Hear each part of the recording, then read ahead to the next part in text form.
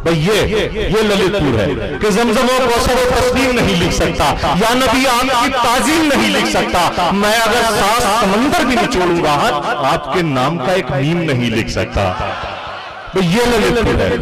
तुझे सलाम, तेरे खानदान को भी सलाम, जो तेरा जिक्र करे उस ज़बान को भी सलाम। और नबी को दीन की खुशबू यहीं से आती थी, अकील इसलिए हिंदुस्तान को भी सलाम।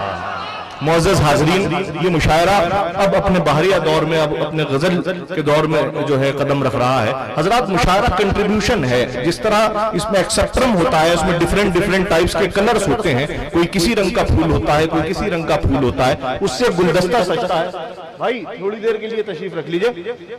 इसी तरीके से मुशायरा है। मुशायरा कोई प्राइवेट कॉन्सर्ट नहीं है आपका कि आप इसमें कोई एक शायर हैं। कोई मुशायरा होता है जिसे बहुत ज्यादा पसंद किया जाता है शायर को, वो सामईन के बेहद असरार पे 1 बार 2 बार पढ़ता है, लोग सुनते हैं। ये वक्त होता है मुशायरे के लिए। कहा जाता है कि मुशायरा रेत की दीवार है। कभी कभी वही गजल आपकी आसमान पे लगा देती है आपको, और कभी कभी उसी गजल को पढ़ के आप किसी सामईन में सुरसुराहट भी पैदा नहीं कर पाते। तो मुशायरे में सबका कंट्रीब्यूशन होता है। तो मैं आज अपने इस स्टेज पे बैठे हुए तमाम शोरा हजरात से दस्तबस्ता गुजारिश करना चाहता हूं, चूंकि वक्त की किल्लत है। वक्त जो है सहरी का भी आप हजरात जानते हैं कि सबको जाना भी है, सहरी भी करनी है। तो सब शोरा हजरात से इस मुशायरे के लिए, चूंकि रमजान में हो रहा, मेरी दस्तबस्ता गुजारिश है कि मुकर्रर वक्त एक तय कर लें कि इतनी देर में अपना कोई शाहकार कलाम जो हजरात यहाँ असरार पे पढ़वाना चाहते हो या जो फरमाइश करना चाहते हो वो अपने महबूब शायर से करें। लेकिन थोड़ा सा आज इस बात का ख्याल रखेंगे। मैं ये बात अपने लिए भी कह रहा हूं और यहाँ बैठे हुए हमारे तमाम मुअज़्ज़ज़ सीनियर शोरा हजरात की इजाजत के साथ मैं ये बात कह रहा हूं। मुझे ये बात कही गई है, इजाजत है। तो हजरात आइए देखिए, मैं आपसे एक बात अर्ज कर दूं कि मुशायरे में अगर किसी शायर को पहले नंबर पे पढ़ा दिया जाए, असर भाई, अगर किसी शायर को मुशायरे में पहले नंबर पे पढ़ा दिया जाए तो इसे ऐब समझा जाता है।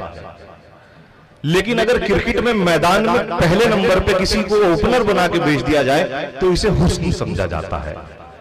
लेकिन मुमकिन है कि उसी शायर को जिसको पहले नंबर पे पढ़ा दिया जा रहा है 20 साल बाद, 30 साल बाद या हम वक्त कोई ऐसा यहाँ राइटर क्रिटिक बैठा हो जो उसका शेर कोट कर ले और कोई मजमून लिख दे उस पे, या किसी शायर को कहीं किसी जो है यूनिवर्सिटी के सिलेबस में कोट कर दिया जाए, या किसी शायर पे पीएचडी हो रही हो, ये मुमकिन है। लेकिन ये शहादत किसी स्पोर्ट्समैन या किसी प्लेयर के हिस्से में नहीं आती। तो अगर किसी शायर को पहले नंबर पर आवाज दी जा रही है, इसका मतलब ये नहीं है कि वो कमजोर शायर है या उसे ये मुशायरा शुरू करने के लिए मैंने इस्तेमाल कर लिया है, बल्कि इसलिए मैं उसे पहले नंबर पे लगा रहा हूं कि मुझे उस पे एतमाद है और मैं जानता हूं कि सामईन उसकी शायरी को बेहद पसंद फरमाते हैं। मैं गुजारिश करना चाहता हूं आप ही के तैयार के एक बहुत ही खूबसूरत लबो लहजे के शायर, गुज़िश्ता बरस में उनकी शायरी मैंने सुनी थी और आप हजरात ने बेहद मोहब्बतों से नवाजा था। मैं जनाब शकील कुरैशी साहब से इस मुशायरे का आगाज करना चाहता हूं। दस्तबस्ता गुजारिश है, तालियों की गूंज में इस्तकबाल करें। जनाब शकील कुरैशी साहब से इस मुशायरे का आगाज हो रहा है कि मुझको क्या देगा वो मेरी आरज़ू के नाम पर, खुद तयम्मुम कर रहा है जो वजू के नाम पर, ऐसी हमदर्दी जताई उसने एक दिन जोश में, मेरा दामन चाक कर डाला रफू के नाम पर। तालियों की गूंज में इस्तकबाल करें जनाब शकील कुरैशी।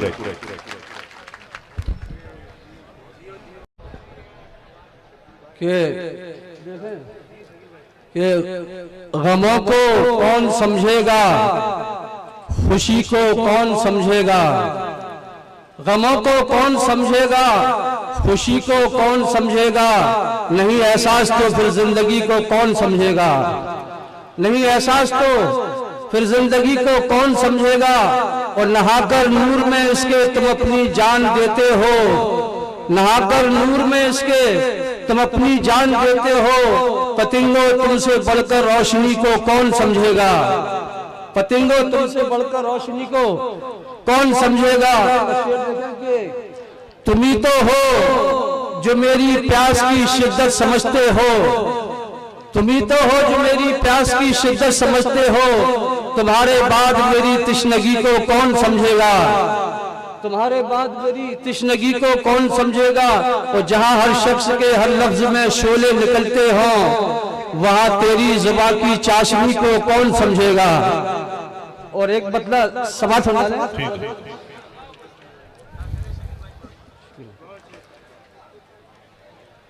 वो अपनी उम्र तन्हा काटता है। वो अपनी उम्र तन्हा काटता है। जो अपनी उम्र तन्हा काटता है, उसे हर एक रिश्ता काटता है। वाह वाह वाह। देखिए समाज समाज, जो अपनी उम्र तन्हा काटता है, उसे हर एक रिश्ता काटता है। और शेर जगह समाज समाज, जरा सी मुफलिसी क्या पास आई, जरा सी मुफलिसी क्या पास आई, जिसे देखो किनारा काटा। अरे क्या कहने हैं भाई, वाह वाह वाह वाह वाह वाह वाह वाह वाह वाह वाह, क्या कहने हैं, वाह वाह वाह वाह। जरा सी मुफलिसी क्या पास आई, जिसे देखो किनारा काटता है। जो अपनी उम्र तन्हा काटता है। और शेर खबर भी है तुम्हें तुमसे बिछड़कर, खबर भी है तुम्हें तुमसे बिछड़कर, खबर भी है तुम्हें तुमसे बिछड़कर, तुम्हारा गम कलेजा। अरे भाई क्या कहने हैं शकील भाई, वाह वाह वाह वाह। खबर भी है तुम्हें तुमसे बिछड़कर, तुम्हारा खबर भी है तुम्हें तुमसे बिछड़कर, तुम्हारा गम कलेजा काटता है। वो अपनी उम्र तन्हा काटता है। और जनाब,